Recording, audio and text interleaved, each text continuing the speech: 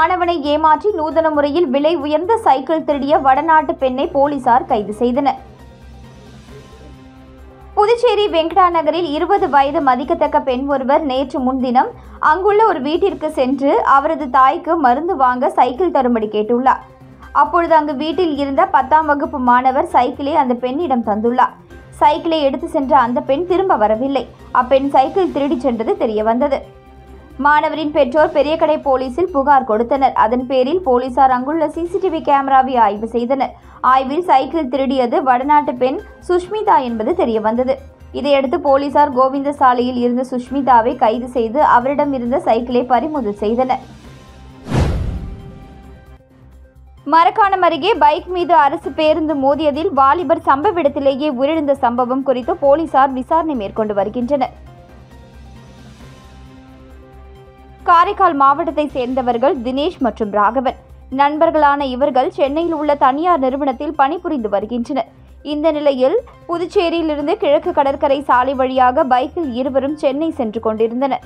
மரக்காணம் அருகே சென்றபொழுது எதிரே வந்த தமிழக அரசு சொகுசு பேருந்து பைக்கின் மீது மோதியதில் இருவரும் பைக்கில் இருந்து தூக்கி வீசப்பட்டனர். பின்னால் அமர்ந்திருந்த தினேஷ் சம்பவ இடத்திலேயே பரிதாபமாக உயிரிழந்தார். படுகாயமடைந்த ராகவனை பொதுமக்கள் மீட்டு மருத்துவமனைக்கு அனுப்பி வைத்தனர். இதுகுறித்து தகவல் அறிந்த மரக்காணம் போலீசார் விரைந்து வந்து வழக்கு பதிவு செய்து விசாரணை மேற்கொண்டு வருகின்றனர். தர்பூசணியில் நிறத்திற்காகவும் சுவைக்காகவும் ரசாயனங்கள் கலக்கப்படுவதாக பரவி வரும் வதந்திகளை நம்ப வேண்டாம் என விழுப்புரம் தோட்டக்கலை அதிகாரி விளக்கம் அளித்துள்ளார். விழுப்புரம் மாவட்ட தோட்டக்கலை அதிகாரிகள் வானூர், ரங்கநாதபுரம் உள்ளிட்ட பல்வேறு பகுதிகளில் விளைவிக்கப்படும் தர்பூசணி தோட்டங்களில் திடீர் ஆய்வு மேற்கொண்டனர். மேலும் தர்பூசணி உற்பத்தி குறித்து விவசாயிகளிடம் கலந்துரையாடினர். தொடர்ந்து செய்தியாளர்களிடம் பேசிய அவர்கள், விழுப்புரம் மாவட்டத்தில் 3500 ஹெக்டேர் நிலப்பரப்பில் தர்பூசணி சாகுபடி செய்யப்படுகிறது. வானூர் வட்டார பகுதியில் சுமார் 300 ஹெக்டேரில் தர்பூசணி பயிரிடப்பட்டு 2வது அறுவடை நடந்து வருகிறது. விழுப்புரம் மாவட்டத்தில் அதிக அளவில் தர்பூசணி சாகுபடி செய்யும் பகுதியாக திண்டிவனம், மரக்காணம், வானூர், மயிலம், விக்கிரவாண்டி, முகையூர் உள்ளிட்ட பல்வேறு பகுதிகளில் அதிக அளவில் சாகுபடி செய்யப்படுகிறது.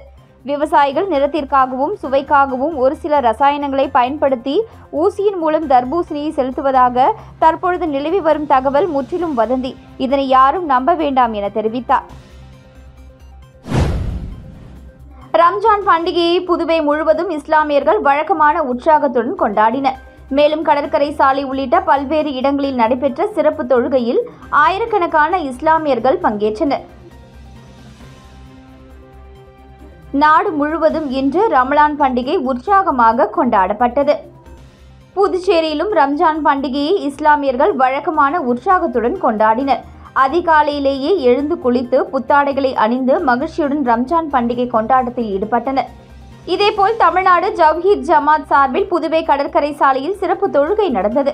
இதில் 500க்கும் மேற்பட்ட இஸ்லாமியர்கள் பங்கேற்று தொழுகை நடத்தினர்.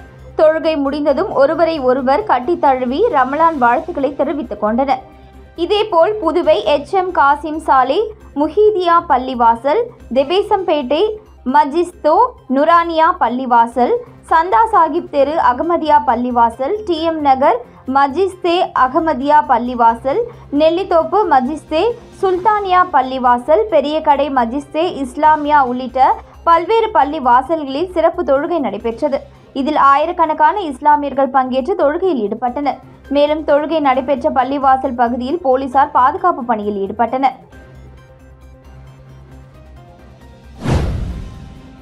புதுச்சேரி அருகே கார் மோதிய விபத்தில் ஒப்பந்த தொழிலாளி உயிரிழந்த சம்பவம் குறித்து போலீசார் விசாரணை மேற்கொண்டு வருகின்றனர்.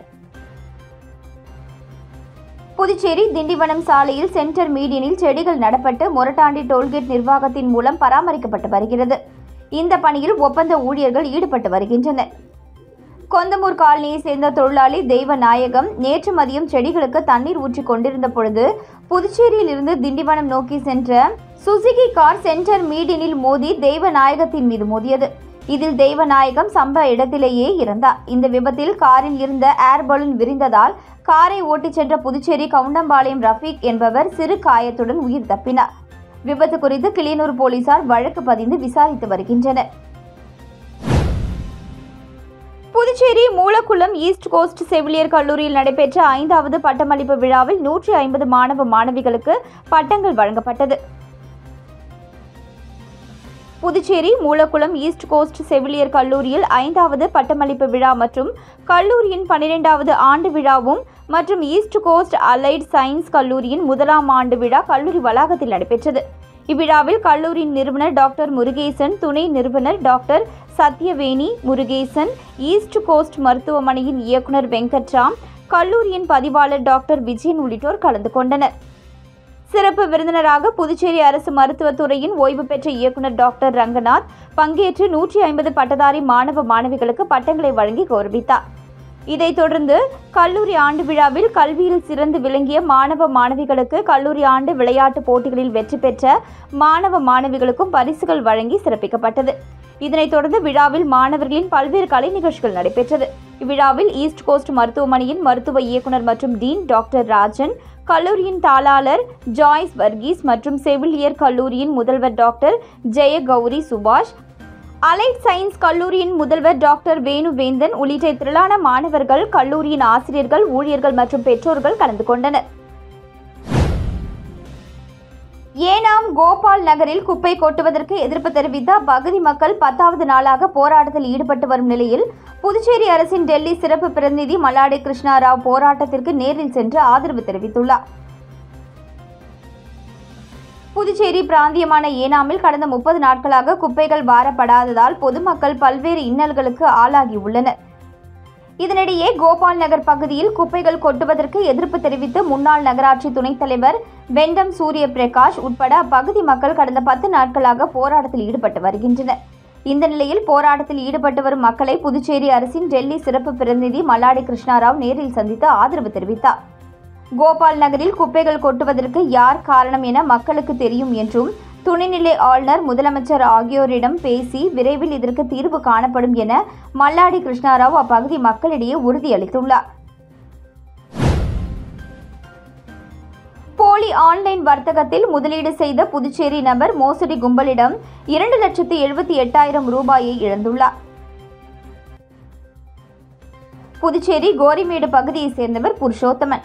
இவரை டெலகிராம் மூலம் தொடர்பு கொண்ட மர்ம நபர் ஆன்லைன் வர்த்தகத்தில் முதலீடு செய்தால் அதிக லாபத்துடன் பணம் சம்பாதிக்கலாம் என ஆசை வார்த்தை கூறியுள்ளார். இதை உண்மை என நம்பிய புருஷோத்தமன் பல்வேறு தவணைகளாக 2,78,346 ரூபாயை மர்ம நபர் தெரிவித்த ஆன்லைன் வர்த்தகத்தில் முதலீடு செய்து தனக்கு கொடுக்கப்பட்டுள்ள பணிகளை செய்து வந்துள்ளார். அதன் மூலம் அந்த லாப பணத்தை புருஷோத்தமன் தனது வங்கிக் கணக்கிற்கு மாற்ற முயன்ற போது முடியவில்லை. அதன் பிறகே சைபர் மோசடி கும்பலிடம் பணத்தை ஏமாந்தது தெரியவந்தது. இதேபோல காட்டுக்குப்பத்தை சேர்ந்த மணிஷ்குமார் 30,000 ரூபாயும், புதுச்சேரி பெத்தி கானல் வீதியை சேர்ந்த நரேஷ் 4,800 ரூபாயும், ரெட்டியார்பாளையத்தை சேர்ந்த சையது ஓமர் 6,300 ரூபாயும், லாஸ்பேட்டையை சேர்ந்த சதீஷ்குமார் 1,900 ரூபாயும், அரியாங்குப்பத்தை சேர்ந்த வெங்கடேசன் 14,800 ரூபாயும், புதுச்சேரி ஜான்சி நகரை சேர்ந்த சரவணன் 11,300 ரூபாயும், நெல்லித்தோப்பை சேர்ந்த மேரி ஜெஸ்பின் 18,000 ரூபாய் என மொத்தம் 8 பேர் சைபர் மோசடி கும்பலிடம் 3,65,400 ரூபாயை இழந்துள்ளனர். இது குறித்த புகாரின் பேரில் சைபர் கிரைம் போலீசார் வழக்கு பதிந்து விசாரித்து வருகின்றனர். தமிழ் உரிமை இயக்கம் சார்பில் உலக மகளிர் நாள் விழா வில்லியனூர் பகுதியில் நடைபெற்றது. புதுச்சேரி மாநிலம் வில்லியனூர் கொம்யூனியன் குழு ஒருங்கிணைந்த தமிழ் உரிமை இயக்கத்தின் சார்பாக உலக மகளிர் நாள் விழா வில்லியனூரில் கொண்டாடப்பட்டது. இந்நிகழ்ச்சிக்கு வில்லியனூர் தனி உரிமை இயக்கத்தின் பொருளாளர் சௌந்தரி தலைமையேற்றார். தனி உரிமை இயக்கத்தினுடைய தலைவர் செயற்குழு உறுப்பினர் விஜயா வரவேற்புரை நிகழ்த்தினார். இந்நிகழ்விற்கு தலைமை செயற்குழு உறுப்பினர் மல்லிகா சங்கரன், மீனா ஆகியோர் முன்னிலை வகித்தனர். இந்நிகழ்ச்சியை வில்லியனூர் தனி உரிமை இயக்கத்தின் தலைவர் திருவரசன், வில்லியனூர் கொம்யூனியன் தனி உரிமை இயக்கத்தின் செயலாளர் ஆற்றலரசு நெறியாளிகை செய்தார். மேலும் தமிழ் உரிமை இயக்கத்தின் ஏராளமான நிர்வாகிகள் முன்னிலையில் நடைபெற்ற நிகழ்ச்சியில் 100க்கும் மேற்பட்ட மகளிர்கள் கலந்து கொண்டு சிறப்பித்தனர். எக்ஸ்னோரா இன்டர்நேஷனல் சார்பில் தொண்டமாநத்தம் மாங்குளம் தூர்வாரும் பணிகளை பார்வையிட்டு இப்பணிக்கு உறுதுணையாக இருந்த நிர்வாகிகளை எக்ஸ்னோரா குழுவினர் கௌரவித்தனர். புதுச்சேரி மாநிலம் ஊசுடு தொகுதிக்கு உட்பட்ட தொண்டமாநத்தம் கிராமத்தில் நாகாத்தம்மன் ஆலயத்தின் அருகே உள்ள மாங்குளத்தை எக்ஸ்னோரா இன்டர்நேஷனல் சார்பில் தூர்வாருவதற்கு பணிகள் மேற்கொள்ளப்பட்டு தூர்வாரும் பணியானது நடைபெற்று வருகிறது.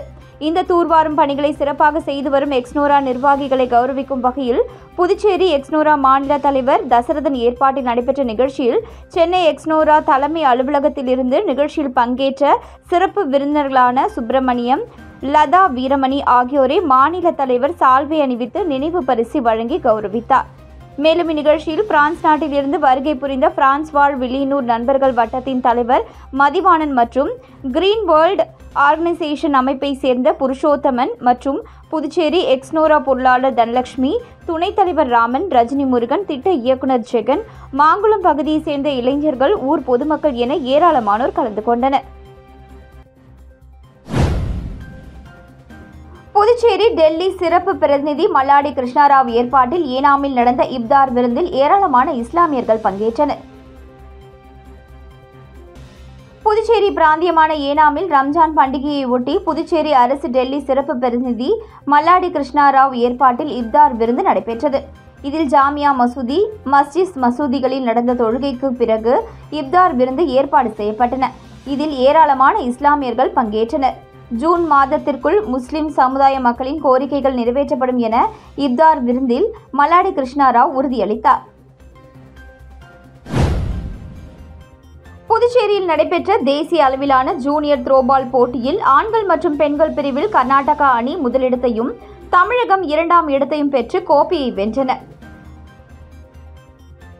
புதுச்சேரி மாநில த்ரோபால் சம்மேளனம் மற்றும் இந்திய த்ரோபால் சம்மேளனமும் இணைந்து 32வது தேசிய ஜூனியர் த்ரோபால் போட்டியை அரியூர் பகுதியில் உள்ள வெங்கடேஸ்வரா பொறியியல் கல்லூரி மைதானத்தில் 2 நாட்கள் நடத்தின.